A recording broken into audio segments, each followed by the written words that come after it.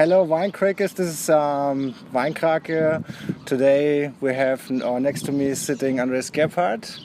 He's one of the famous people in Berlin. Let's say spotting and shaping the digital industry, or let's say the culture. You're the founder of New Thinking Communications and Republica, and this is let's say a conference and festival event. Okay, for digital culture actually. It's the 10th year now, so you started, let's say, small, and now it's a really big one. Yes. It's I think more than 7,000 visitors and per day and 850 speakers. Hundreds, yeah. Okay, so it's a quite great event. Yeah. Okay, so people will ask now, what has it to do or in common with wine? I think a lot, because the digital movement as well, you can feel it in the wine consumption, and purchase decisions as well are shifting over there. So I think it's a great interview with you to have you here. Yeah, okay. Thanks for the invitation. Okay, my first question Yeah. to you. Let's speak about Republica. What are the headlines in 2016, and where does it go?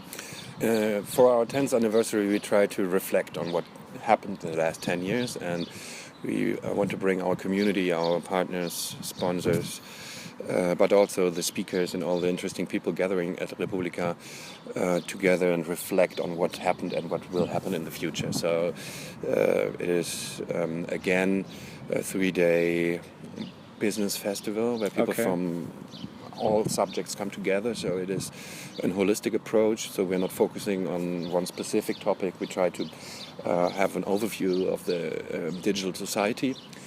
And in the 10th edition, we will party a lot. Okay, that's important. Okay, you said digital society. What does it mean for you? What is digital society? Yeah, well, it's quite easy to explain when you take a look back in 2007 when we started that, because there was no iPhone. Yeah, I remember. Twitter was just started 2 months before first Republica, so there's a dramatic change in the society. We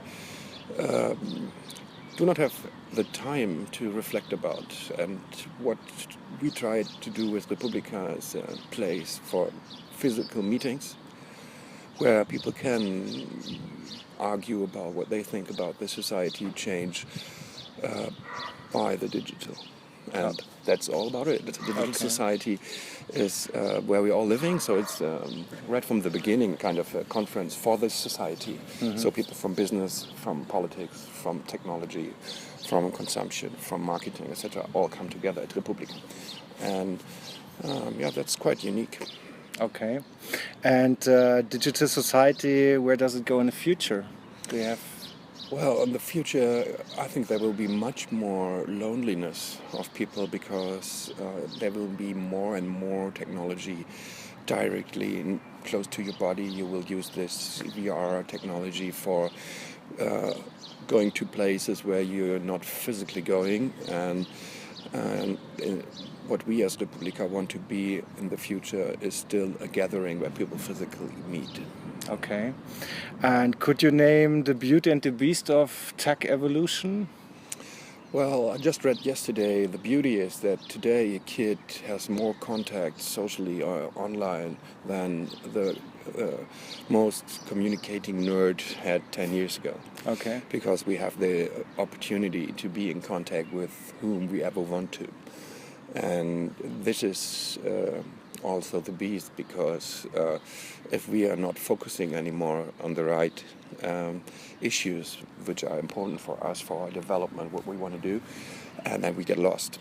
Okay. And let's talk a little bit about the wine industry.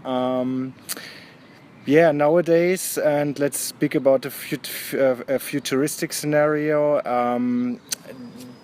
Do you have any answer or vision, for example, how we buy or consume wine in the future? Maybe you have some examples from other industries that you can apply. Well, if we try to compare with other industries, we will have even a huger variety of options than we have today. So it is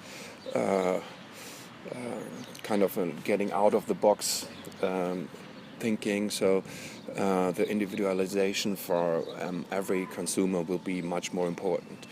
So platforms and suppliers of any goods have to deal with this huge variety. So it is no more business to consumer, it's more business to human. Okay. Because everybody's an individual, and this is also for any food or beverage industry important, that you do not just focus on an average, focus on the human. Okay.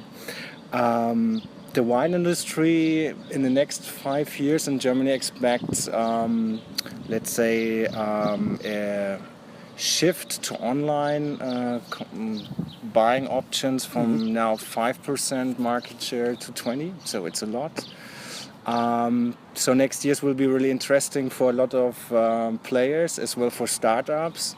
Do you have any, let's say tips, or let's say some that is essential to run a startup successfully? Some consulting. Well, I'm known for teaching people and telling people that they have to be unique. They have to be pure and not just want to make the fast cash and run out of the business. So people understand if you know what you're doing. Coming back to the last question, I think the individual human approach on what you want to sell is very, very important. So if you can manage to build a platform of users of a specific good that is on one hand unique and also easy to use and very good in a shipping way, so that I do not have to go 10 times a week to the post office or to the next shop to get the goods you get sent it. If you have clever answers to this last mile to your home, I think there will be a lot of rumors in the market how to deal with the confidential, the convenient part of the shipping, and how to make it easier. And if you have an answer and solution on that, you can maybe one of the winners in this market. Okay. I mean, it's really interesting. In other industry, let's speak about Amazon or Zalando. You always have as well a market. It's growing, and then you have a concentration. It's getting, like, let's say, to a duopoly or monopoly. And one CEO from online wine company from Berlin said once last year that in the next years there will be just one or European player in the wine industry. Do you agree with this, or do you see always the same? I think this is the answer his investor want to hear. Yeah. Okay. So this is maybe exactly what I'm talking about. It is the digitalization makes everybody able to set up a startup and to set up a business. And I'm a friend of a variety. And maybe there will be one really big market leader, but there's enough space for everybody else. Okay. And what I'm always really getting nuts about is the situation that everybody's just thinking about this startup way to build a company, which also means 9 out of 10 will lose. Okay. And this is not the right answer we have to give to the younger who want to start something, because that means 90% of the approaches will fail.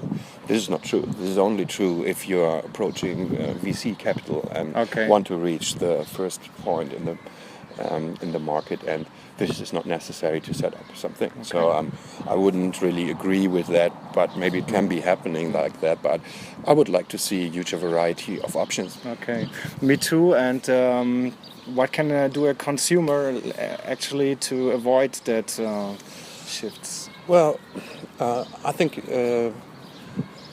it is important to just test, to check out what's be open-minded. what's the best. Be open-minded, and for my consumption of goods, it is a mixture of buying online and buying locally.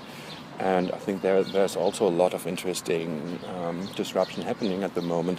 How local sales via technology can something completely new. So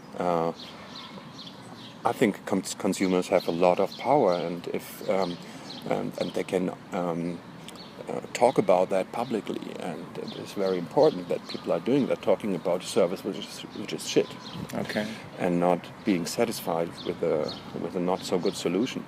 And it's so dynamic in this digital markets that it can change in 6 months. So it's about the human factor of who's buying the goods. So they have to be encouraged in any kind of thing, not only in the consumption and food and beverage, whatever field it is, everything in the digital, people have the power to stand up and say we want other services. Okay. Buying behaviors. When did you buy your last wine? When I did it, maybe 2 weeks ago. Okay. And of course I have to ask, which wine was it? I can't remember that one because it was not so good, but I can remember which I bought before. I was really mind blown by that, and that's maybe why I'm not such an expert on wine. But I bought a Puro from Dieter Meyer. Okay. From Argentina. Okay. And it was like, wow, never had such a great wine. Okay. And in first place, I thought, okay, I know this guy from Yellow, and he's quite a very, very cool elder statesman, and give it a try. And I was really surprised. It was very good. That's good to hear. Did you buy it online or offline? In the shop. The shop. Afterwards, I bought online. Okay. Because good. it was sold out in the shop. Okay, good mix. Okay, so last question. Where, of course, we're living in a digital area, you much more than others. Where's the best place in Berlin to relax? Best place to relax? Your personal... Where do you relax? I'm relaxing when I'm walking. So every week, last weekend I had a walk from here to Kreuzberg, which is about maybe 8 kilometers or something. Okay. So just walking through the streets, walking through districts. I haven't seen before so much. So that was not the big secret area from here to Kreuzberg. Okay. But I like to walk the streets of the city where I haven't been, and there's a lot to walk. Okay. And I can really open my mind thinking about things, and also fresh air. Okay, it's always good. Andreas, thank you very much for the insights. I hope you enjoyed it, and we see us next time. Bye bye. Ciao. Bye bye.